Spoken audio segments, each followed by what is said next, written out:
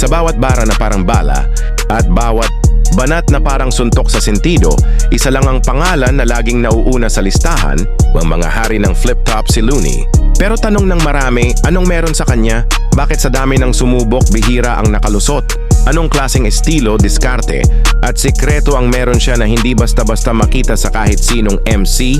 Ngayong episode, bubuksan natin ang pinto sa utak ng isang henyo sa larangan ng battle rap. Kilalanin natin kung bakit si Looney ay hindi lang isang rapper, kundi isang taktikal na mandirigma sa entablado. Game ka na ba? Mag-subscribe ka na kung fan ka ni Looney. Sino si Looney?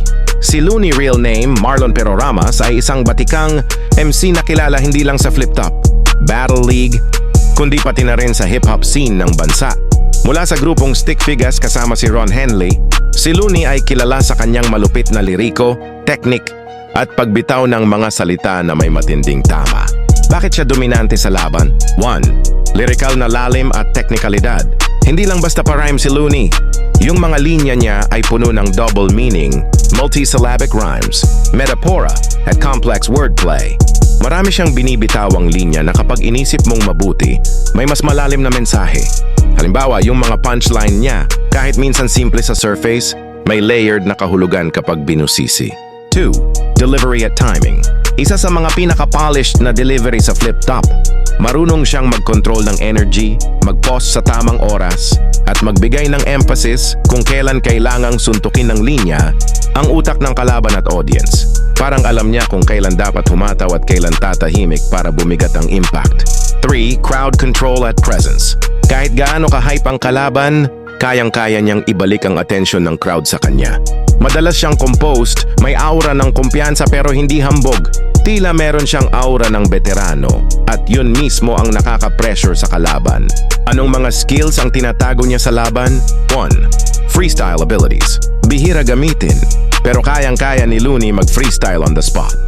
Ginagamit lang niya ito kung talagang kailangan, halimbawa, kung may aberya sa laban or may choke ang kalaban.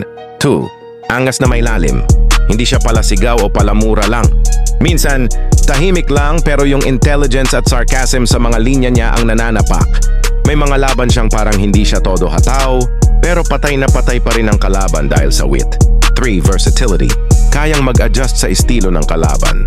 Kahit anong klaseng opponent, agresibo, comedic, street heavy, or lyrical, may panglaban siyang approach. 4. Musicality. Bilang isang recording artist, may sense of flow at rhythm si Looney na minsan dala niya sa battle. Yung pag-rhyme niya parang laging may beat sa utak niya, kaya kahit spoken ang battle, may natural na musikalidad. Sa madaling sabi, dominante si Looney hindi dahil lang sa galing niyang rapper, kundi dahil kompleto siya sa halos lahat ng aspeto. Omnis immundo spiritus, omnis satanica potestas insecta diabolica, omnis halitosis, malaechas, tirgas, mejas, ilgas,